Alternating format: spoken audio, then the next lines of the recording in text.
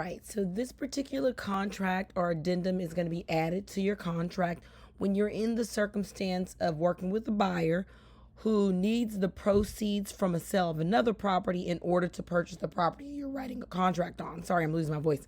You're writing a contract on. So it's addendum for sale of other property by buyer to contract concerning the property at. You're going to put the address of the property that we're writing the offer on, right? The contract is contingent upon the buyer receipt of the proceeds from the sale of the property at, and you're going to put the address of the property that they're selling that they expect some money to be coming in from. Like, for example, if you have a buyer that a person has a home for sale in North Carolina and it's under contract. Maybe they're moving here to Houston. So they're shopping for a house here in Houston. That house in North Carolina might be under contract. And they need the proceeds and the money from the proceeds in order to move forward with the purchase of the sale of the property that they're buying in Houston. So in that situation, this is the form you would use. You'd put the address of the Houston property, the house property they're putting the offer on, and the property that's under contract where they need the proceeds from, aka the North Carolina property. You'd put that property address here in this blank here. Okay? All right. And it is on or before the contingency. I would put the date.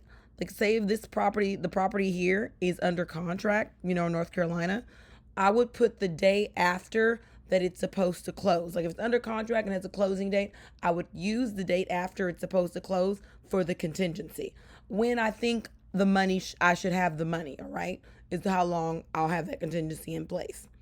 If contingency is not satisfied or waived by the buyer by the above date, the contract will terminate automatically and the earnest money will be refunded to the buyer. Notice the date inserted in this paragraph should be no later than the closing date specified in paragraph 9 of the contract.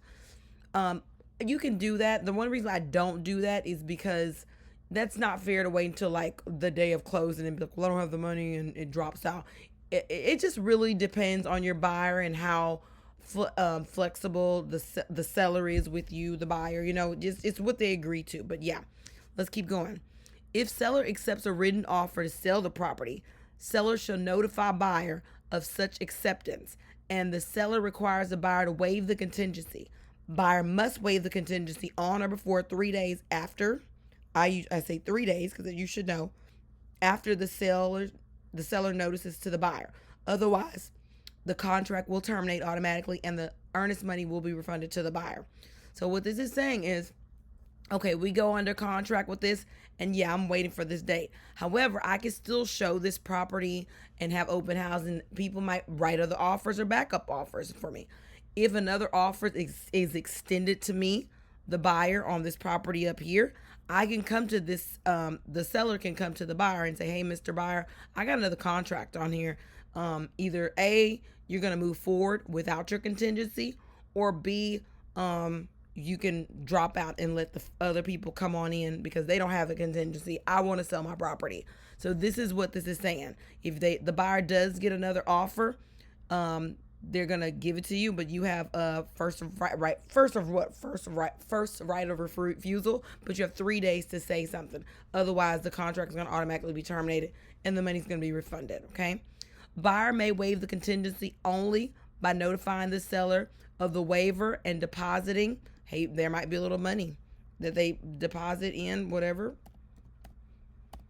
with escrow with escrow agent as additional earnest money. All notices and waivers must be in writing and are effective when delivered in accordance with the contract. If buyer waives the contingency and fails to close, and if the buyer waives the contingency and fails to close and funds solely due to buyer's non-receipt of proceeds from buyer's property described in paragraph A and B, buyer will be in default.